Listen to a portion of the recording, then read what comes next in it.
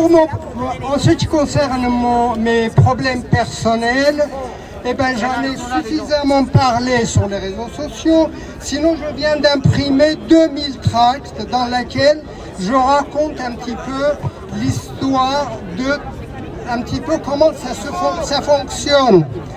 Alors, pour vous dire, au départ, comme ça.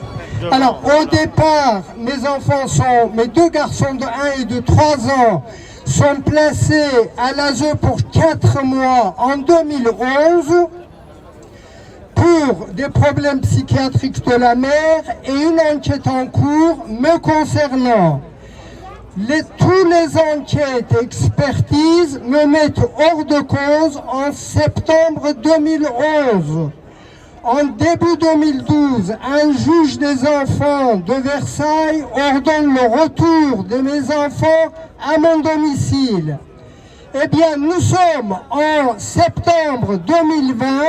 Non seulement mes enfants ne sont toujours pas chez eux, mais aussi depuis 2015, en dehors d'une visite clandestine, que j'ai fait intrusion à l'école pour voir un de mes garçons, je n'ai eu aucun droit de visite.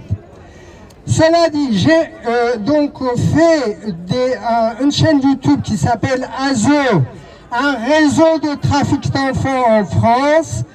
Et c'est sur cela, avec les adresses, que j'ai publié là 2000 tracts que chacun peut distribuer. Alors depuis 11 ans, depuis 10 ans, mon argent part à ces genres de choses. Je suis artiste et peintre et sculpteur qui était très bien médiatisé une période jusqu'à 2010. Je gagnais très bien ma vie. Eh bien, tout est tombé à l'eau. Donc il faut savoir que quand on fait ce genre d'action, quand on se rebelle contre un système comme ça, eh bien on n'en sort pas indemne. Soit on est poussé au suicide ou à l'abandon de nos gosses, soit on est au moins condamné à la précarité. Moi, un de mes sculptures qui faisait quand même 2 tonnes, qui était emporté par 5-6 personnes à une exposition, on me l'a fait déménager le jour de l'inauguration à mon seul force de bras. Pourquoi? Parce qu'au cours de l'inauguration de l'exposition, j'ai fait part des dysfonctionnements des services de l'ASE. Donc les parents, qu'on accuse les parents qui ne veulent pas faire ce qu'ils veulent, je pense que ça ne serait pas juste. Il faut dire qu'il y a le pot de terre contre pot de fer. En face, vous avez une institution avec toutes ses relations, l'argent et ses bonnes présentations, et les parents qui sont cassés, qui sont réduits à la précarité, qui n'ont pas l'argent pour leur vie quotidienne. La plupart n'ont pas pu venir ici parce qu'ils n'ont pas d'argent pour payer le train. Donc là, aujourd'hui, il n'y a que les médias, que les citoyens, les parents lambda qui peuvent faire quelque chose. Je peux vous dire, j'ai eu le reproche d'un juge des enfants qui m'a dit « Mais monsieur, vous êtes très bien, donc vos enfants ne vous manquent pas ». Et je sais qu'il y a des parents auxquels on dit « Mais madame, mais monsieur, vous êtes cassé, vous ne pouvez pas vous occuper de vos enfants.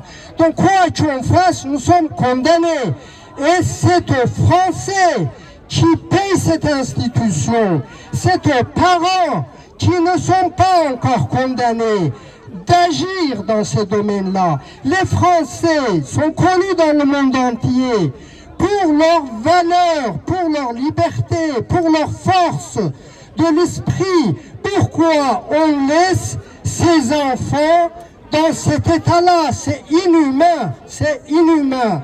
Pourquoi on les laisse dans cet état-là? Parce qu'il y a des préjugés. sachez que quand vous dites nos enfants sont placés, on vous dit tout de suite vous avez dû faire quelque chose. Mais non, monsieur, madame, je n'ai rien fait. Je suis en pénal totalement blanchi.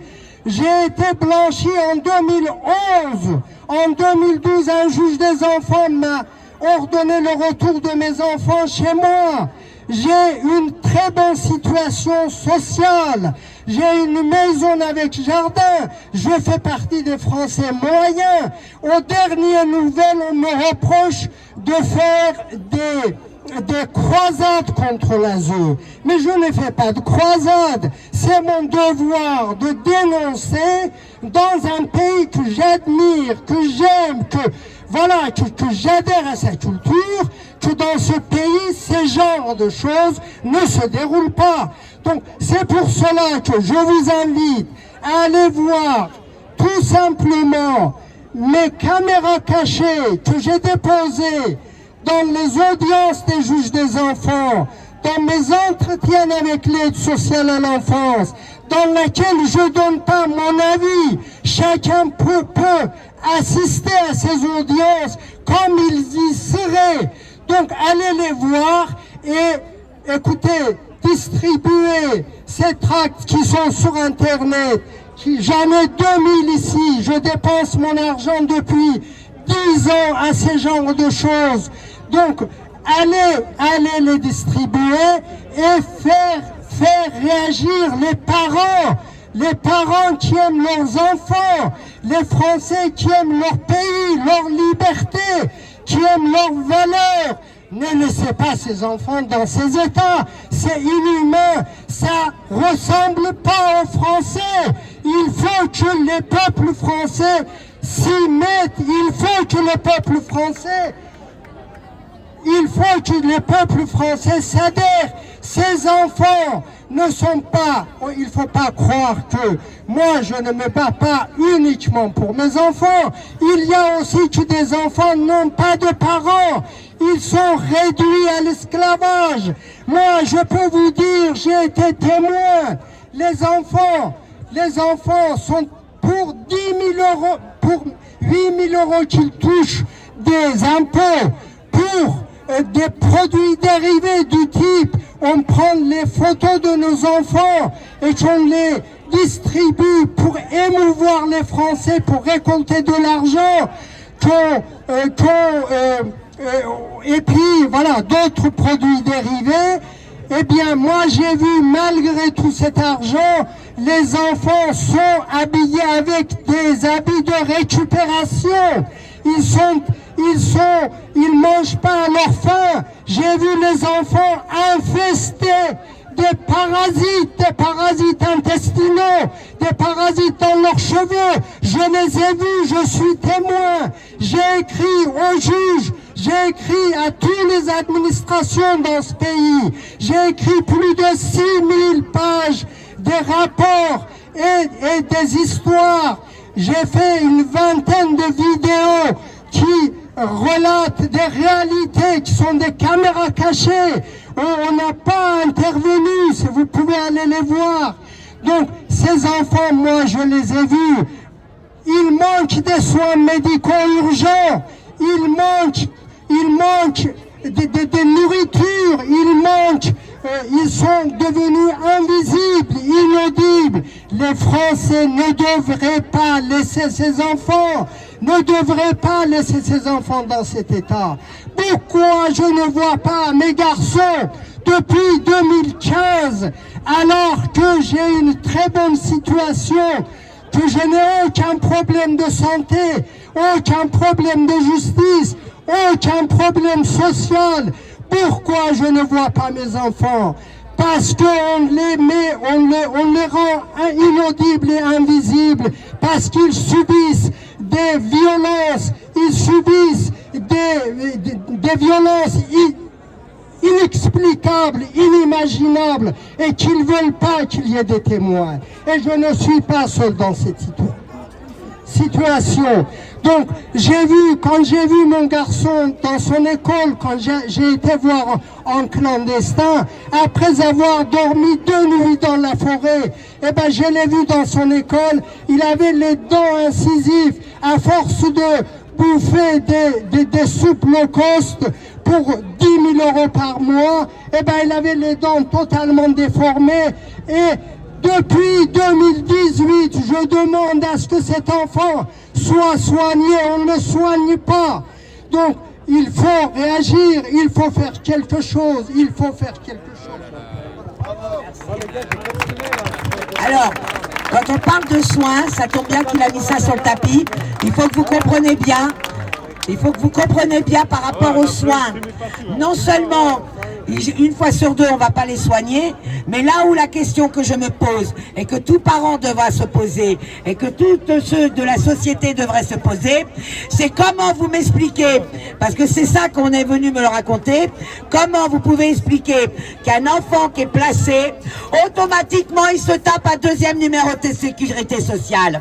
Les enfants ont un deuxième numéro de sécurité sociale et on leur donne la CMU. Et à côté de ça, ils vont pas voir des médecins. Donc, y a-t-il un business avec les cartes de sécurité sociale? Avec la ZE. Sur ce coup-là, c'est la ZE qui met un business de sécurité sociale. Parce que les parents ne sont pas déchus de leurs droits. Donc l'enfant, il est toujours affilié sur la caisse de sécurité sociale des parents.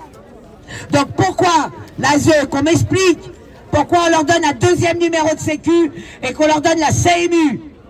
Pour ceux qui se battent pour les caisses de certaines personnes qui ne sortent que pour du pognon, eh ben sortez déjà pour demander des comptes au département. Pourquoi justement la sécurité sociale, on leur met une deuxième CMU?